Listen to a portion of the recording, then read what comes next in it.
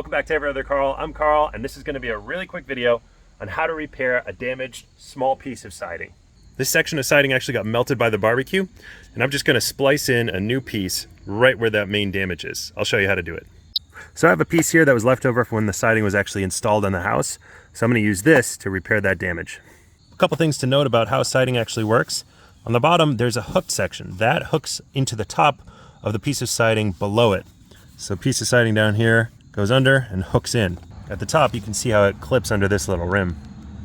When you're hanging the siding, that's exactly what you want to do. You want to hang it. You don't want to nail it flush into the wall. The reason for that is this is plastic, and when the temperature changes, it's going to either shrink or expand. So you want to leave space for that. Speaking of shrinking and expanding, that is what these gaps are for here. There's a small, like 2-inch gap at the end here and underneath. Same deal. So that the siding has a little bit of space to expand and contract. So each panel of siding mimics 2 pieces of wood. So 1, 2, that's one section of siding. I'm going to come to the piece right above it and pull away the hooked section from the piece I want to repair.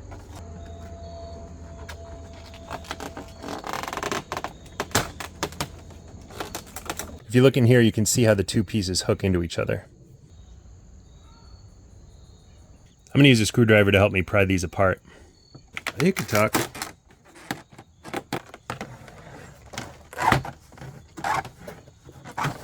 All right, now that I have that pried away, I can see the nail strip here, and I can just go in and pull the nails out. All right, now that that piece is out, I'm just gonna come over to this section, and I'll cut it maybe like right around here, just so I can splice in nicely. All right, now I'm gonna size up my new piece with that 2-inch overlap on this side so it can slide together.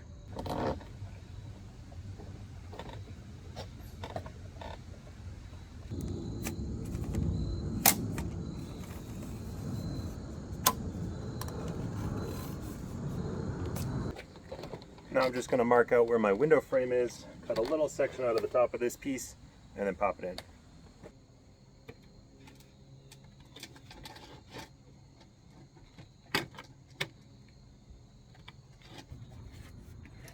There we go.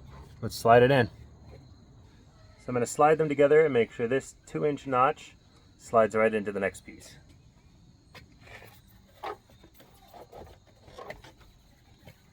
I'm going to push the bottom of the panel in and up and make sure it connects into the piece below it. All right, now it's nicely clipped in all the way across along the bottom. I'm going to come over to this side and hang the top from nails. I'm just using these 2-inch roofing nails. If you see how much I hammered it in, I didn't hammer it flush against the plastic. I left it hanging out just a little bit so that the plastic siding can actually slide back and forth. All right, it's nicely hammered in. I'm going to take a screwdriver and help me pry this down and open, hook it down underneath this bottom rim, clip it in, and then keep pushing along the seam all the way to the end. All right, so this is going to be the hardest part of the job. There is a tool that makes this a lot easier. It's called a zip tool. It has a little hook on the end of it. It goes up and in, hooks down, and then helps you pull it all the way down and push in the seam.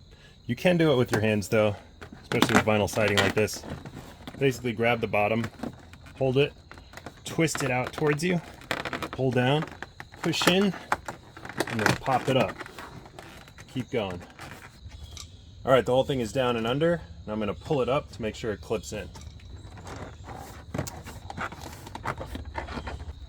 All right, that's in.